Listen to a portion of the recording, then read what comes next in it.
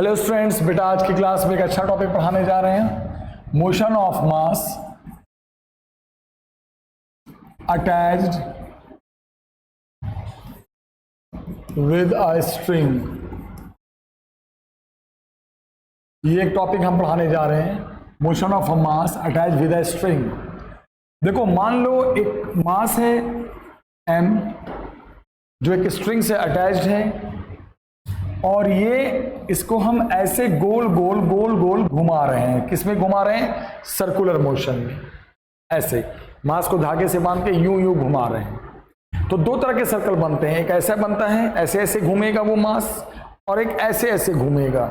ये हो गया वर्टिकल सर्कल और ये है हॉरिजॉन्टल सर्कल। तो हम इसमें कौन से सर्कल में हैं अभी? In horizontal circle. तो एक बात बताओ, आप जब हॉरिजॉन्टल सर्कल में रहोगे, एक ही हाइट पे जब वो मास स्ट्रिंग से बंधा हुआ घूमते रहेगा, तो एक तो पॉइंट क्लियर हो चुका है कि इसकी जो वेलोसिटी होगी वो फिक्स रहेगी। इसकी वेलोसिटी में कोई चेंज नहीं आएगा, क्योंकि ये ग्रेविटी के ना तो सपोर्ट में है ना तो अपोजिट है। ग्रेविटी का कोई रोल नहीं है। नीचे से ऊपर जाते वर्टिकल मोशन होता, वर्टिकल सर्कुलर होता, तो वहां अगेंस्ट ग्रेविटी जाते तो वेलोसिटी घटती, नीचे आते तो वेलोसिटी बढ़ती। बट यहाँ तो एक ही हाइट पे वो मास स्ट्रिंग से बन के घूम रहा है, कोई ग्रेविटी का रोल नहीं है, इसलिए यहाँ पे हर जगह वेलोसिटी कांस्टेंट होगी, वेलोसिटी में कोई चेंज नहीं होगा। इसका मतलब ये कैसा सर्कुलर मोशन होगा? ये होगा यूनिफॉर्म सर्कुलर मोशन। अब बताओ क्या क्या फोर्स काम करेगा इसके ऊपर। तो एक तो कहीं पर भी देखोगे तो एक तो mg फोर्स काम करेगा, एक टेंशन फोर्स काम करेगा। और आपको हमने पढ़ाया था ना कि अगर स्ट्रिंग से मास बंधा हुआ है, घुमा दोगे तो अचानक मास छूट भी जाए, स्ट्रिंग टूट भी जाए, तो मास टुवर्ड द सेंटर नहीं आता, वो जो मास है वो अवे फ्रॉम सेंटर होता। तो आपको मैंने पढ़ाया था कि इस पे एक सेंट्रीफ्यूगल फोर्स काम करता है बाहर की तरफ। क्या क्या फोर्स काम करेगा? mg, टेंशन, और सेंटर से बाहर की तरफ हमेशा इस मास पे काम करेगा। सोचो ना, स्ट्रिंग अगर टूट भी जाए तो ये मास बाहर की तरफ फेंका जाएगा। इसे कौन सा फोर्स कहते हैं बेटा? Centrifugal force. हो गया। अब ये दोनों फोर्स बैलेंस हैं, जितना इधर उतना इधर लग रहा है, तभी तो ये घूम रहा है, वरना ये टूट के उधर नहीं चला जाता। तो क्या करोगे? T = F। F का मतलब सेंट्रीफ्यूगल, और सेंट्रीफ्यूगल फोर्स आप जानते हो होता है mv²/r। r यानी सर्कल का रेडियस, r वही होगा जो इस स्ट्रिंग की लंबाई होगी। तो लिख सकते हैं T = mv²/l। और T की जो वैल्यू रहेगी, यहाँ पे जो टेंशन रहेगा वो भी हमेशा सेम रहेगा। कहीं पर भी मास हो, कहीं पर भी हॉरिजॉन्टल सर्कल में घुमाओ तो स्ट्रिंग में टेंशन भी सेम रहेगा। क्यों?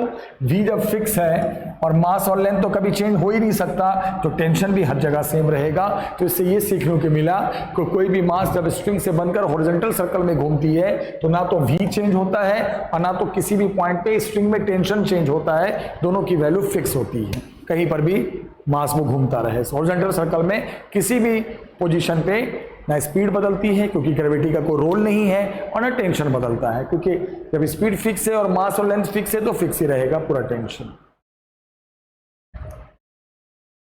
अब हम पढ़ा रहे हैं इन वर्टिकल सर्कल।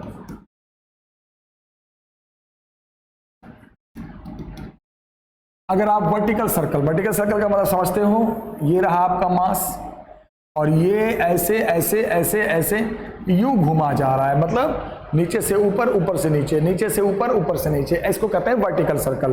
तो यहाँ पे सबसे बड़ी बात है कि यहाँ पे जो वेलोसिटी रहेगा वो कांस्टेंट नहीं रहेगा। क्या रहेगा? वेरिएबल। रीजन क्या है? Due to gravity. ग्रेविटी के कारण जो वेलोसिटी होगी वो हर जगह चेंज होगी, क्योंकि पहले आप नीचे से ऊपर जा रहे हो, फिर ऊपर से नीचे आ रहे हो, फिर ऊपर से नीचे आ रहे हो। पहले अगेंस्ट ग्रेविटी जा रहे हो, वेलोसिटी कम होती जाएगी, फिर विद ग्रेविटी वेलोसिटी बढ़ती जाएगी। तो 3 पॉइंट पे निकालने को आएगा बेटा। एक लोएस्ट पॉइंट पे निकालो, एक बीच वाले पॉइंट पे निकालो, और एक हाईएस्ट पॉइंट पे निकालो। 3 पॉइंट पे पूछेगा। क्या क्या चीज पूछेगा? टेंशन बताओ स्ट्रिंग में क्या होगा, वेलोसिटी क्या होगी, तीनों पॉइंट पे, जो कि अलग अलग होगी। तो उसके लिए हम सबसे पहले तीनों पॉइंट पे सबसे पहले हम फोर्स दिखाएंगे। क्या क्या फोर्स काम करेगा यहाँ पर? एक तो फोर्स काम करेगा mg, दूसरा फोर्स काम करेगा टेंशन, और आपको पता है ना मास, स्ट्रिंग से जो बना हुआ मास है उस पर सेंटर से अवे फोर्स काम करता है सेंट्रीफ्यूगल। और इस पॉइंट का नाम रख दो ए, तो टेंशन के नीचे भी लिखना पड़ेगा ए। क्यों? क्योंकि अब हर जगह टेंशन अलग आने वाला है, तो पॉइंट के हिसाब से नीचे ए बी सी लिखना पड़ेगा। यहां पे क्या फोर्स काम करेगा देखो, mg टेंशन, और इधर जानते हो ना सेंटर से बाहर हर जगह सेंट्रीफ्यूगल। यहां पे इस पॉइंट का नाम मैंने बी रख दिया है, तो इसको टी के नीचे बी लिखेंगे क्योंकि हर जगह टेंशन अलग अलग आने वाला है, तो नाम टी के नीचे ए बी लिखना जरूरी है। यहां पे आ जाओ, क्या फोर्स काम करेगा बेटा, mg नीचे काम करेगा। टेंशन हमेशा बॉडी से अवे होता है जानते हो, नीचे काम करेगा, और इधर की तरफ काम करेगा सेंट्रीफ्यूगल। सेंट्रीफ्यूगल तो कहीं पर भी होगा, away from centre, away from centre, away from centre. mg हर जगह नीचे, tension away from the body, tension हमेशा इधर बॉडी को खींचा जाता है। खत्म। यहां पे इस पॉइंट का नाम सी रख दो, तो इसके यहां पे टी के नीचे सी लिखाएगा। अब शुरुआत कैसे करें ये जरा समझना है कि अब शुरुआत कैसे किया जाए। तो अब यहां पर मैं आपको एक बात बताने जा रहा हूं। एट सी देखो शुरुआत कैसे करोगे। एट सी जो टेंशन होता है वो मिनिमम होता है, यानी एट सी पे टेंशन को अप्रॉक्सिमेटली जीरो ले लेना। पहले शुरुआत यहीं से करना। आपको मैं बता दूं, आपने देखा होगा कि जब हम किसी भी स्टोन को एक धागे से बांध के घुमाते हैं तो हाईएस्ट, जब ऐसे घुमाते हैं ना, तो जब स्टोन हाईएस्ट पॉइंट पे पहुंचता है, वो बॉडी हाईएस्ट पॉइंट पे पहुंचती है, तो ऐसा लगता है स्ट्रिंग ढीली पड़ गई है, स्ट्रिंग में टेंशन ही नहीं है। तो याद रखना, वर्टिकल सर्कुलर मोशन में हाईएस्ट पॉइंट पे टेंशन को मिनिमम माना जाता है, अप्रॉक्सिमेटली जीरो ले लेते हैं, याद रखना। फट से इसको जीरो कंसीडर करना। उसके बाद अब सी पे ध्यान से देखो और बताओ, सी पे कौन कौन से फोर्स बैलेंस हो रहे हैं। ये दोनों नीचे की तरफ है, सेंटर की तरफ है, और ये सेंटर से अवे है, तो यहाँ पे बैलेंस हो जाएगा this one is equal to this one. तो यहाँ पे क्या लिख दोगे आप,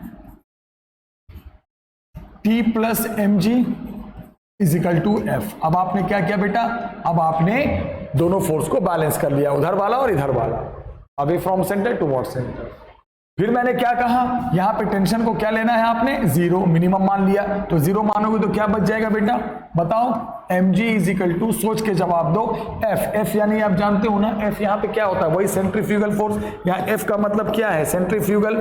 mva स्क्वायर बाई कितना, r यानी कि जो लंबाई है स्ट्रिंग की l, ये तो पता ही है, centrifugal force mva square by r होता है। तो अब mg इज इक्वल टू क्या रख दोगे, mva स्क्वायर बाई l।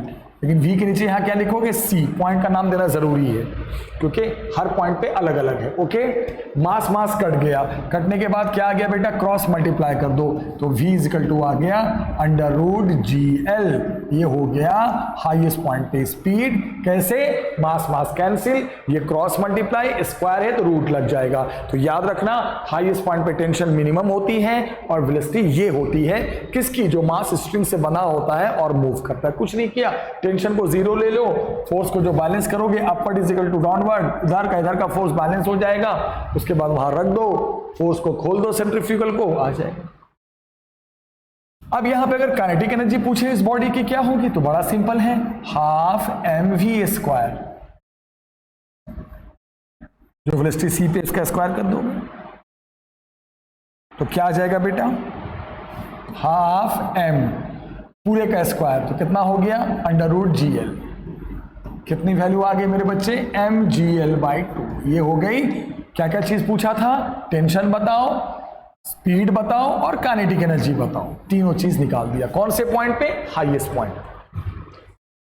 अब हम आते हैं लोएस्ट पॉइंट पे। यहां पे अब बताओ, यहां पे एनर्जी कंजर्वेशन लगा दो, क्योंकि आपको पता है ना टोटल मैकेनिकल एनर्जी कब कंजर्व होती है, जब कोई भी अपोजिंग फोर्स काम ना करे, तो वहां पे मैकेनिकल एनर्जी यानी काइनेटिक और पोटेंशियल एक दूसरे के फॉर्म में बदल जाते हैं। कंजर्वेशन ऑफ मैकेनिकल एनर्जी लगा सकते हैं, लेकिन वो कब लगाते हैं, हमने आपको पिछले वीडियो में भी बताया था, जब कोई रेजिस्टिव फोर्स ना काम करे।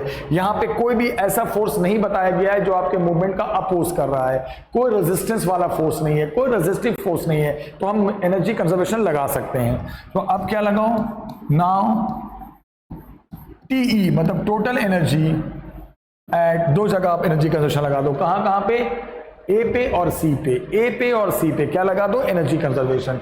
Total energy at C is equal to total energy at A. अब ये एनर्जी कंजर्वेशन लगा दो, कहां कहां पे लगा रहे हो बेटा, सी पे और ए पे। अब आप समझदार हो, सी पे ग्राउंड से हाइट भी है, इसको मानते हैं, तो याद रखना इसे मानते हैं ग्राउंड लेवल, जो सबसे लोएस्ट लेवल होता है ना बेटा, उसे यहां ग्राउंड लेवल माना जाता है। तो सी पे ग्राउंड लेवल से हाइट भी है, कितनी हाइट है बताओ, ये लेंथ कितनी थी एल, लेंथ कितनी थी L, L plus L 2l, तो यहां पे पोटेंशियल भी होगा और वेलोसिटी तो है ही, सी पे आया है ना, तो काइनेटिक एनर्जी भी होगी। तो सी पे काइनेटिक एनर्जी भी होगी half M V square plus M G H, H कितनी है सी पर की, सी की हाइट जमीन से ग्राउंड लेवल से 12 है, हो गया। लेकिन ए पे देखोगे तो ए पे ग्राउंड लेवल है, माना लोएस्ट लेवल है, तो हाइट तो मानी जाएगी नहीं, वेलोसिटी होगी तो काइनेटिक होगी, वहां पे सिर्फ ए पे काइनेटिक होगी हाफ एम वी स्क्वायर। फिर आप बताओ एम एम एम कैंसिल हो गया, ओके। और सी पर की वेलोसिटी आप निकाल चुके हो, अंडर रूट जी एल, इसका स्क्वायर करोगे तो जी एल बाई 2 प्लस कितना 2gl इजिकल टू कितना वी स्क्वायर बाई 2, 2 जा 4gl प्लस gl कितना आ गया बेटा, सोचो 5gl by 2 is equal to V square by 2 और 2 कैंसिल हो गया। अब बताओ क्या आ गया, velocity at A is equal to under root 5gl। Yes, इसका मतलब लोएस्ट पॉइंट पे जो वेलोसिटी होगी वो अंडर रूट 5gl। कुछ नहीं किया, एनर्जी कंजर्वेशन लगा दो ए पे और सी पे, यहां पे सिर्फ काइनेटिक, यहां पे दोनों एनर्जी, हाइट भी है और वेलोसिटी भी है, और वेलोसिटी एट सी पता ही है, आ जाएगा। फिर मेरे को एक बात का जवाब दो, अब बताओ ए पे फोर्स कौन कौन सा बैलेंस हो रहा है, ये दोनों अवे फ्रॉम सेंटर, ये टूवर्ड्स द सेंटर, तो T is equal to F plus M G. आप क्या लिख दोगे, T इजिकल टू क्या F प्लस एम जी, और F का मतलब तो जानते ही हो, centrifugal M V square by L, T is equal to M V square by L plus M G. अब क्या कर दिया, फोर्स बैलेंस कर दिया ए पर, towards the centre away from centre, ये इधर ये दोनों इधर। एफ का मतलब तो जानते हो सेंट्रीफ्यूगल है, और ए पर जो वेलोसिटी है वो निकाल ही चुके हो 2 मिनट पहले, अंडर रूट 5gl रखो यहां पर, तो अंडर रूट 5gl रखोगे तो स्क्वायर है तो रूट कट जाएगा, तो क्या आ जाएगा बेटा, दिमाग लगाना, आप सोचो ना क्या आ जाएगा, ये टेंशन एट ए आ जाएगा 5mg प्लस mg। कैसे आ जाएगा बेटा, कैसे आ गया, इसको रूट 5gl का स्क्वायर रखोगे तो कितना हो जाएगा 5gl, एल एल काट दो तो 5mg या प्लस mg, तो टेंशन एट ए कितना आ गया मेरे बच्चे 6mg। यस, तो याद रखना हाईएस्ट पॉइंट पे टेंशन मिनिमम होती है और लोएस्ट पॉइंट पे टेंशन देखो बहुत ज्यादा है, बॉडी के mg का वेट का 6 टाइम्स होता है।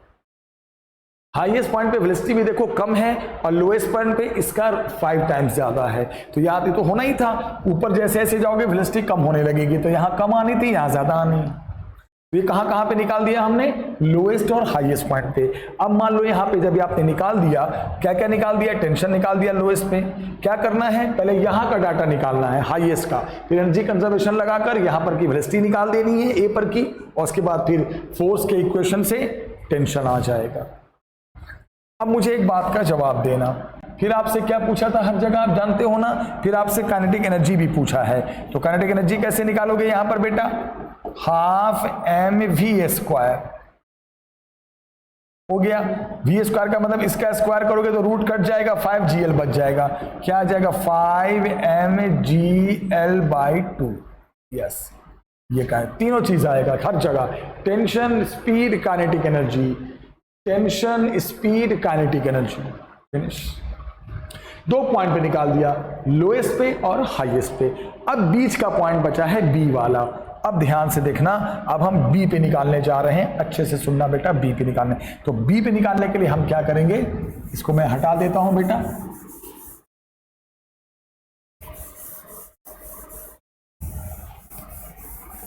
देखो अच्छे से देखो, अब आप हमने अभी कहाँ कहाँ निकाल दिया, लोएस्ट और हाईएस्ट पे क्या क्या निकाल दिया, वेलोसिटी निकाल दी, काइनेटिक एनर्जी निकाल दिया और स्ट्रिंग में टेंशन निकाल दिया। ओके, और आपको पता है हर जगह स्पीड टेंशन अलग अलग आएगा, क्योंकि स्पीड नॉन यूनिफॉर्म है, क्योंकि यहाँ ग्रेविटी का रोल है, इसलिए हर जगह वेलोसिटी सेम नहीं है। अब जो बारी है, अब ये बारी कहां पर की है मेरे बच्चे, अब बी पर की है। तो बी पर के लिए फिर वही, अब ए और बी पे एनर्जी कंजर्वेशन लगा दो जैसे ए और सी पे लगाया था। क्या लिखोगे, total energy at B is equal to total energy at C.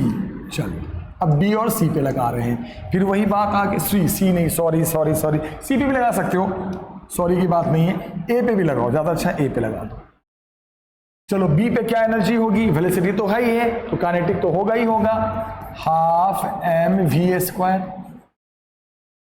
Plus B की हाइट भी है, ग्राउंड से हाइट ऐसे है ना, ये हाइट ये नहीं होती, हाइट ये लेवल कितना ऊपर है, एल एच, वही एल है, हाइट वही है ना जो लेंथ है स्ट्रिंग की, M G L M G H. और ए पे तो पता है हाइट नहीं है, सिर्फ काइनेटिक होगा, half M V square, M M M cancel. और अभी 2 मिनट पहले आप निकाल ही चुके हो, ए पर वेलोसिटी अभी आपने निकाला था ना, याद है, थोड़ा सा वीडियो बैक करके देखो, अभी जस्ट निकाला था मैंने, ए पर क्या, √5gl रख दो तो क्या आ जाएगा बेटा, वेलोसिटी एट बी का स्क्वायर बाई 2 प्लस gl, और ए पर वेलोसिटी डाले हो ना √5gl, इसका स्क्वायर करोगे तो क्या हो जाएगा, रूट हट जाएगा, तो क्या आ गया 5gl/2। जो ए पे निकला उसको रख दो यहां पर, बी पे स्पीड आने वाली है, उधर ले जाओगे तो क्या हो जाएगा बेटा, वेलोसिटी एट बी का square by 2 is equal to 5gl/2 minus gl कर दो तो कितना आ गया मेरे बच्चे, 3gl/2, ये 2 और 2 कैंसिल, वेलोसिटी एट बी आ गया बेटा √3gl, हो गया खत्म। यहां पर भी वेलोसिटी आ गई, वर्टिकल सर्कुलर मोशन में अगर ये मास मूव कर रहा है तो। अब रही बात टेंशन की, अब टेंशन के लिए क्या करते हैं बेटा, आपको पता ही है, देखो कौन कौन सा फोर्स बैलेंस हो रहा है, ये और ये बैलेंस हो रहा है अपोजिट, तो यहाँ पे tension is equal to F, यहाँ पे क्या था, ये दोनों इसको बैलेंस कर रहा था, यहाँ ये दोनों इसको बैलेंस कर रहा था, यहाँ ये बैलेंस हो रहा है, इसका तो रोल ही नहीं है यहाँ पर, तो क्या लिखोगे, tension at B is equal to F, F का मतलब जानते हो ना, सेंट्रीफ्यूगल फोर्स, mv²/L। और अभी आपने निकाल ही दिया है, वेलोसिटी एट बी कितना निकाला, √3gl, इसका स्क्वायर रख दो तो m इंटू, बोलो m इंटू वी का स्क्वायर, इसका स्क्वायर करो 3gl/L, कट गया तो टेंशन एट बी भी आ गया, लो बेटा आ गया 3mg। फिर यहां पे काइनेटिक एनर्जी भी पूछ सकता है, half M V square, V निकाल ही चुके हो, √3gl, इसका स्क्वायर करोगे तो क्या होगा, रूट हट जाएगा, क्या आ जाएगा 3mgl/2।